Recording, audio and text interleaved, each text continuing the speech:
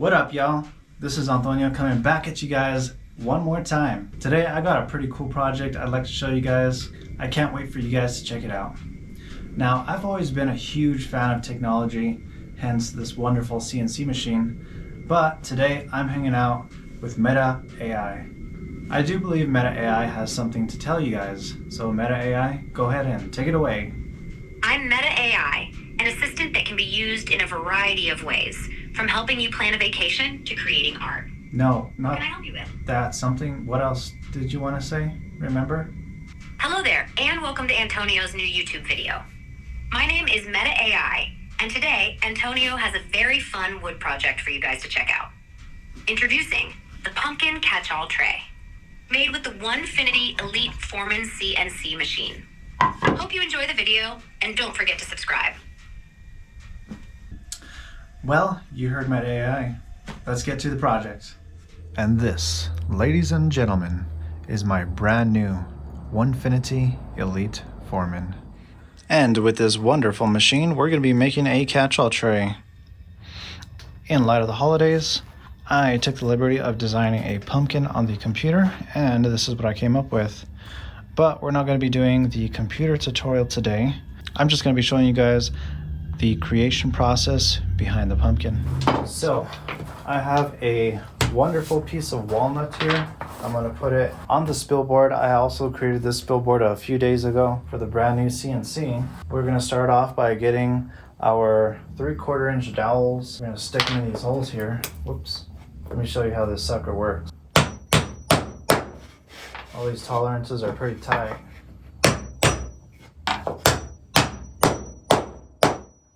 There's one dowel. There's two. And last but not least, there we go. We got it in. I made the tolerances super tight so that this thing is not going anywhere. Then we put our piece in place. We're going to use some spacers, and then these clamps just turn like that to lock it in place. Wham bam, thank you ma'am. Same thing with the sides.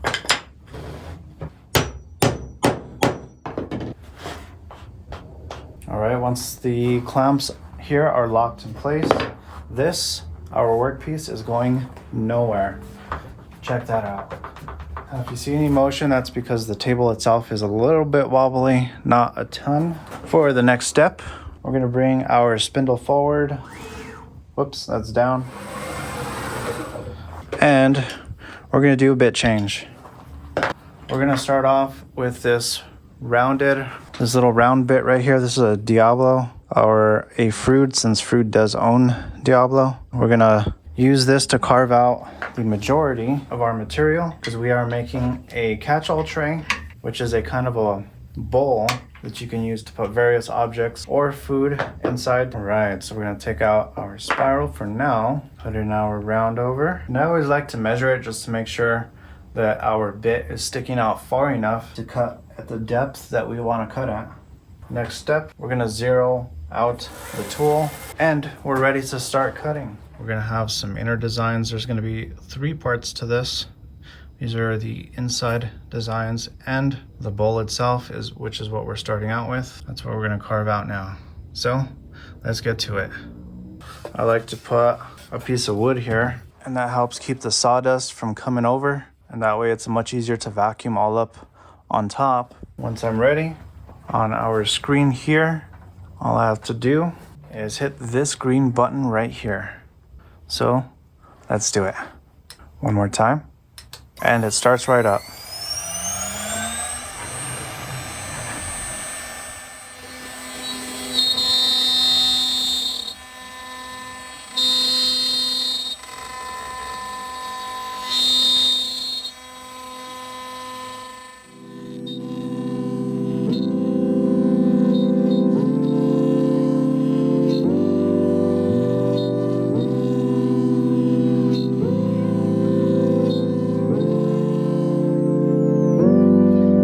Stopped it because I just realized I messed up. The pumpkin was supposed to start down here. So back to the drawing board. Let me see what I did wrong. All right, we are back at it. The solution I came up with was because I don't want to waste this piece, I just glued another board here on top, and that should be enough to cover it. So we're going to continue this cut, that way we don't waste any wood. Let's go ahead and do it.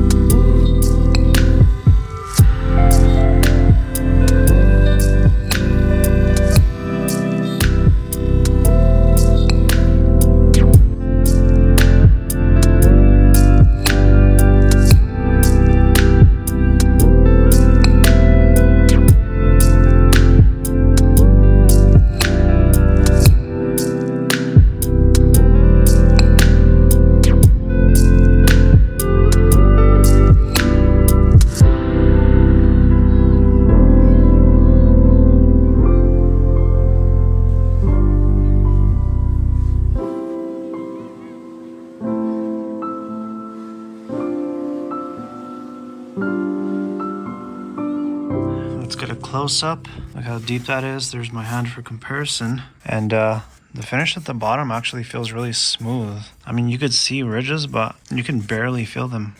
I really like how it came out. All right, for the next step, we're gonna swap the bit out and we're gonna put on another bit. There's my box of bits. Next bit I'm pulling out in my arsenal is this. This is a V bit, 60 degree.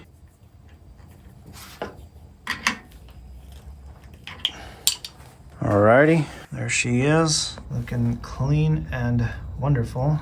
Now over here, we're gonna load up my next file. We're gonna let's do the designs inside the pumpkin and the leaf right here. And we're gonna go to program and MIDI, and I always start the feed off really slow, just in case something goes wrong. And oh, I cannot forget to zero it. I always forget that. One of the most important things. And to zero it, we just have to lower the bit down to the surface of the wood, and that tells the machine where the bit's at in space. All right, now we can go ahead and start it. Let me reload the file, and now we should be able to start it.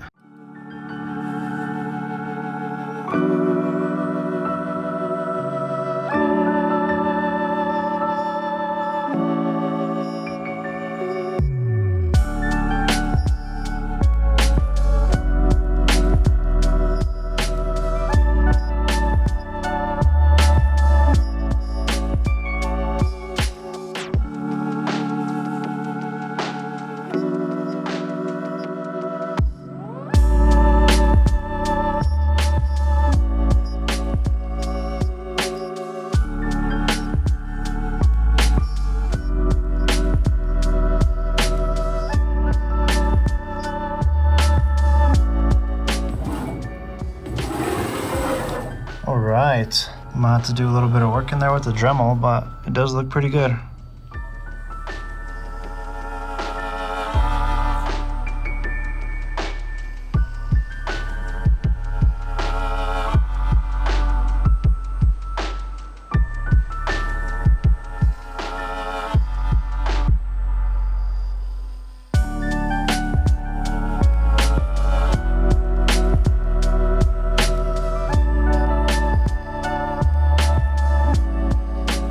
That's just a little shine on the pumpkin to add a nice little touch to it.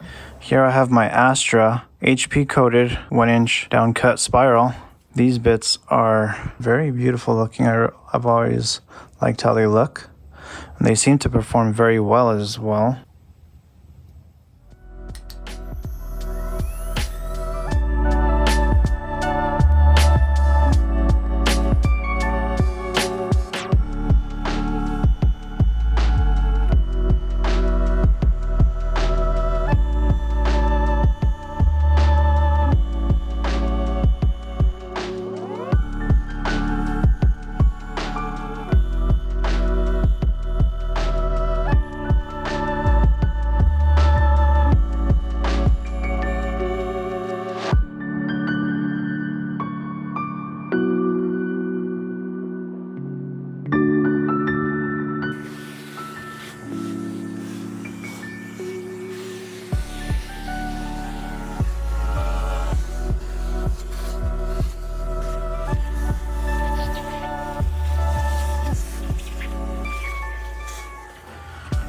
we're here at the Harvey. Let's get her done.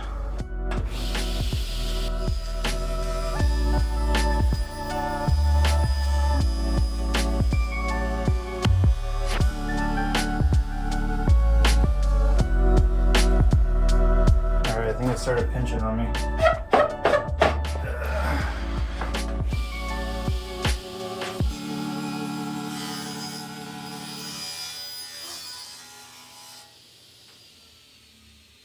Yeah, I think I just got it a little too hot. I was pushing it too slow.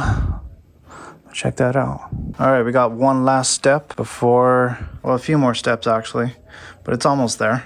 It's definitely starting to look like something. We're here at the router table. This is the next step. So we're gonna take that out. This is a white side 1/4 inch flush trim. And just like that, we are ready to go.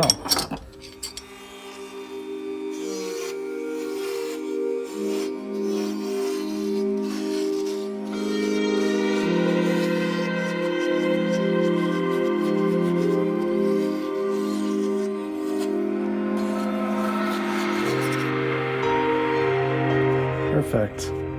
You'll notice the edges came out perfect right off the router table. Look at that. All right, it looks great so far. Lastly, we're gonna hit it with a round over. Let's get her done.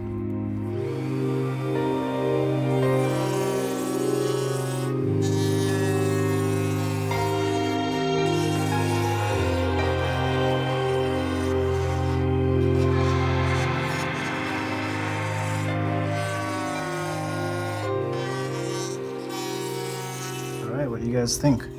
That looks pretty great with the round over, right? All right, now here you can see I hit the inside on the right side with the round over, very light pass. And I do think that actually looks a little bit better than on the left side. So I'm gonna go ahead and do the left side as well with the round over. And voila, that thing is looking professional, very professional job. For the last part, we will have to do one of my least favorite parts of the process, and that is hand sanding. So let's get to it. All right, now I don't have any dedicated hand sandpaper. I just use what I have for the orbital. So I'm gonna get that, and we're just gonna sand the walls on the inside. I believe this is a 200 grit. Let me see. Yeah, this is a 220, which is all you really need. It comes out really smooth with the 220 once you hit the insides. All right, and you see all these little imperfections inside of the leaf here. What I'm gonna do for that is I'm just gonna come in with a Dremel with a very steady and careful hand. I'm going to fix it.